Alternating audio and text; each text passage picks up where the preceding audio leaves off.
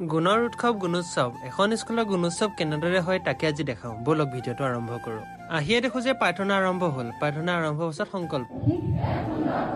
পৰিৱেশ গঢ়ি তুলিবলৈ চেষ্টা কৰিম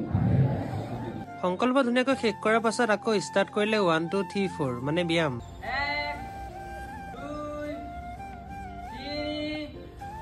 যিদৰে শিক্ষাই মানুহক মানসিকভাৱে সুস্থ কৰে ঠিক একেদৰে শাৰীৰিক ব্যায়ামে মানুহৰ শৰীৰটো সুস্থ কৰে ভাগ্য ভাল আজি বতৰটো ডাৱৰীয়া কৰিলে নহলে কেইজনী ছোৱালী মাটিত পৰিলে যেন ঠিক নাই স্কুলৰ বাৰ্ষিক পত্ৰিকাখনৰ নাম হৈছে বসুধা আৰু মেমে ইয়াত এটেণ্ডেন্স লৈ আছে বৰ্তমান সকলো ল'ৰা ছোৱালী পৰীক্ষা হলত আছে আৰু এফালে পৰীক্ষা শেষ হ'ল পৰীক্ষা অন্ত পৰাৰ পাছত বোলো চাহ একাপ খাই লওঁ এইটো পিঠা ৰিমামে বনাই আনিছে পিছে মই কমকে খাব পালো দেই এয়া হৈছে আমাৰ সকলো এমচিডিৰ পৰিয়ালবৰ্গ গুণোৎসৱৰ উপলক্ষে সকলোৱে নিজৰ নিজৰ কামত ব্যস্ত হৈ আছে আজি বিশিষ্ট অতিথি ৰূপে ফিৰিনা মেমক মতা হৈছিলে সো মেমে নিজৰ কামখিনি সম্পন্ন কৰাৰ পাছত মেমক লগ ধৰিলো বলক খানা কি হৈছে ৰেডি চাই আহোঁ তাৰ পাছত আহিলে দেখো যে মেমহতে নিজৰ নিজৰ যিখিনি কাৰ্যসূচী তাক পালন কৰি আছে আৰু সকলোকে যি অতিথি আছিলে তেওঁলোকক বিদায় দিলে গুণোৎসৱ হৈছে এক প্ৰকাৰৰ উৎসৱ য'ত ছাত্ৰ ছাত্ৰীসকলে নিজৰ পাৰদৰ্শিতা দেখায় এই উৎসৱৰ বাবে বিভিন্ন বিশিষ্ট ব্যক্তিসকল আৰু অভিভাৱক অভিভাৱিকাসকলক নিমন্ত্ৰণ কৰা হয় আজিলৈ ইমানেই ফলো ফৰ নেক্সট